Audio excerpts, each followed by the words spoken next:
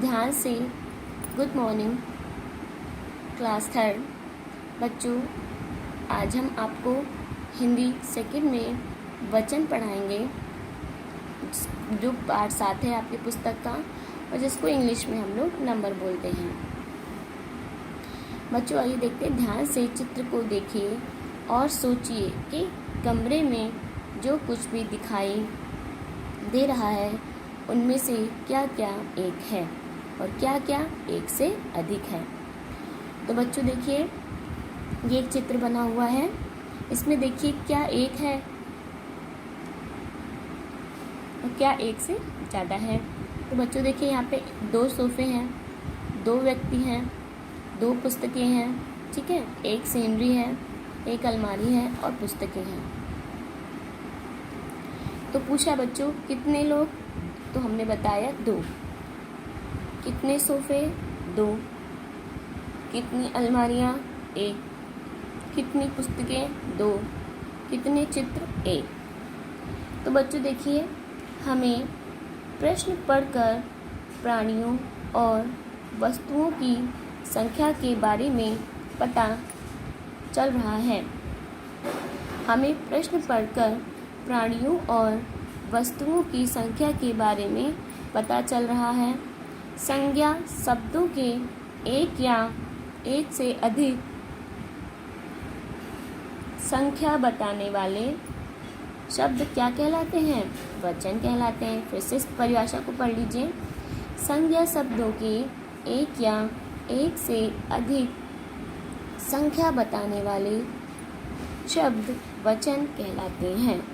बच्चों देखिए, शब्द के जिस रूप से संज्ञा के एक या एक से अधिक होने का पता चलता है उसे हम क्या कहते हैं? वचन कहते हैं। शब्द के जिस रूप से संज्ञा के एक या एक से अधिक होने का पता चलता है उसे क्या कहते हैं? वचन कहते हैं। बच्चों में देखिए, हिंदी में वचन कितने प्रकार के होते हैं? हिंदी में वचन 2 प्रकार के होते हैं।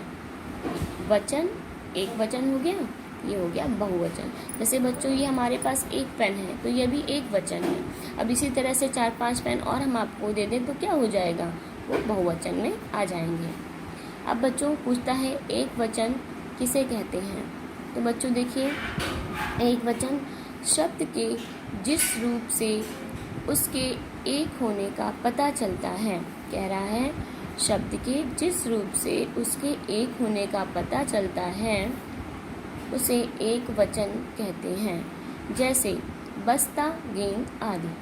फिर आता है, कहता है बहुवचन किसे कहते हैं? तो बच्चों, बहुवचन शब्द के जिस रूप से उसके एक से अधिक होने का पता चलता है उसे बहुवचन कहते हैं। जैसे मैंने बताया, अभी एक पेन है तो ये एक वचन, और एक से अधिक पेन हो जाएंगे बच्चों तो वो बहुवचन हो जाएगा। जैसे कि देखिए, बस्ता था तो बस्ते हो गया, गेंद था तो गेंदे हो गई, ठीक है। अब बच्चों हम इस पे विशेष पे आते हैं। लिखा है, आदर देने के लिए सदा बहुवचन का प्रयोग किया जाता है। क्या लिखा है बच्चों?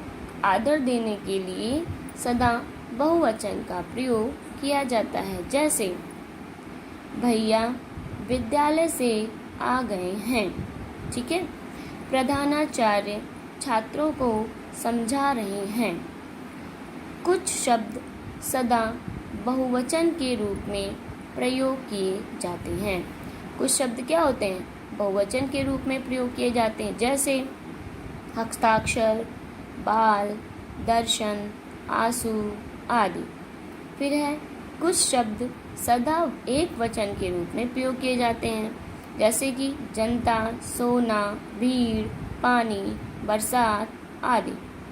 वचन के अनुसार, बच्चों ध्यान से पढ़ते रहिएगा, वचन के अनुसार वाक्य भी बदल जाता है। जैसे लड़का पौधे में पानी दे रहा है।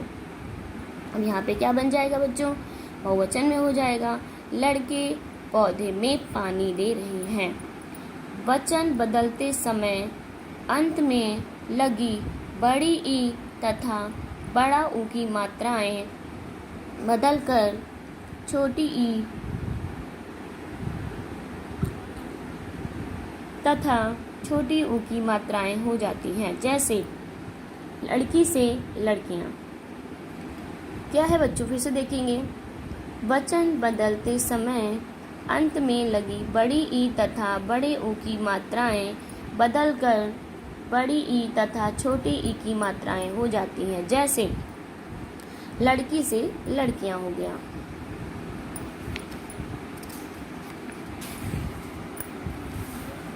अब बच्चों आप यहाँ देखिए, ये हमारे आ गए हैं बहुत सारे एक वचन और बहुवचन। तो बच्चों देखिए, इसे बच्चा है यहाँ पे, तो हम लोग क्या पढ़ेंगे, इसको बच्चे पढ़ेंगे। मेला है तो मेले हो जाता है। लड़का है तो लड़की हो जाएगा, ठीक है।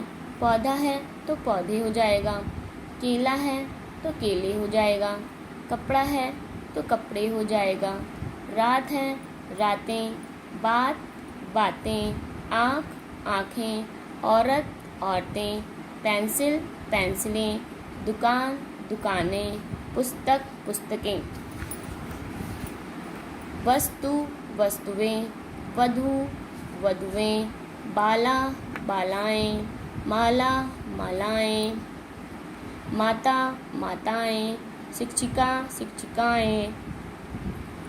चारपाई चारपाइयाँ। दवाई दवाइयाँ। मिठाई मिठाइयाँ। पत्ती पत्तियाँ। मछली मछलियाँ। रानी रानियाँ। चिड़िया चिड़ियाँ।